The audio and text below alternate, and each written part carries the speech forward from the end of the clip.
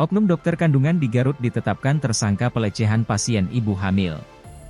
Oknum dokter kandungan di Garut, Jawa Barat kini jadi tersangka pelecehan pasien ibu hamil, Bumil.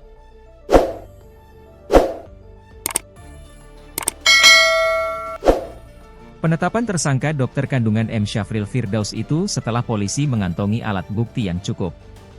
Pihak kepolisian belum membongkar motif dokter kandungan melakukan pelecehan kepada pasiennya. Kasat Reskrim Polres Garut AKP Joko Prihatin mengaku akan membukanya dalam rilis resmi Polres Garut.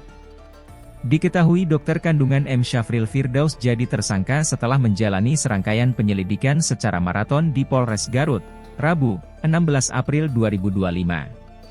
Yang bersangkutan sudah kami tetapkan sebagai tersangka, setelah penyelidikan maraton sejak tersangka ditangkap kemarin, ujar Kasat Reskrim Polres Garut, AKP Joko Prihatin, kepada wartawan di Polres Garut, Rabu.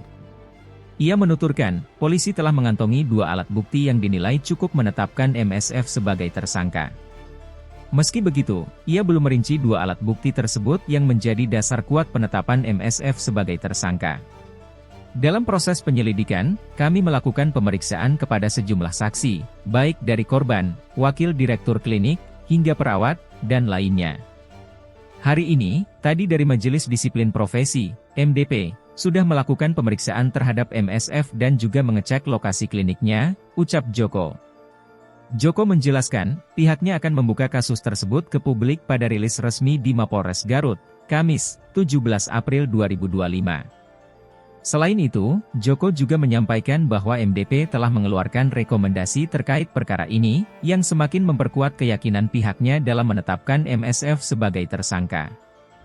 Untuk motif dan modus lainnya, tunggu saja akan kami sampaikan besok, ucapnya. Pernah ditonjok suami korban. Dokter spesialis obstetri dan ginekologi, OBGYN, M. Syafril Firdaus atau MSF pernah ditonjok suami korban. Suami korban marah saat mengetahui istrinya dilecehkan Dr. Syafril. Sebelum kasus ini viral, diketahui sudah banyak pasien yang mengalami kejadian serupa hingga salah satu suami dari pasien pernah ada yang marah dan menonjok pelaku tetapi kemudian kasusnya berakhir damai, kata Asisten Deputi Penyediaan Layanan Perempuan Korban Kekerasan Kemen PPPA, Ratna Waini Cholifah dalam keterangan tertulis, Selasa, 16 April 2025. Menurut Ratna, kasus tersebut telah ditangani Unit Pelaksana Teknis Daerah Perlindungan Perempuan dan Anak, UPTD PPA, Kabupaten Garut serta Polres Garut. UPTD PPA Kabupaten Garut telah melakukan pendampingan dan penanganan terhadap korban. Saat ini sudah ada 2 korban baru yang melapor, ujar Ratna. Menurut hasil koordinasi dengan UPTD PPA Kabupaten Garut, pelaku sebelumnya diketahui praktik sebagai dokter kandungan di beberapa fasilitas kesehatan, antara lain Klinik Karya Harsa, RS Anissa Queen, dan RSUD Malangbong. Namun, saat ini pelaku tidak lagi praktik di tempat-tempat tersebut.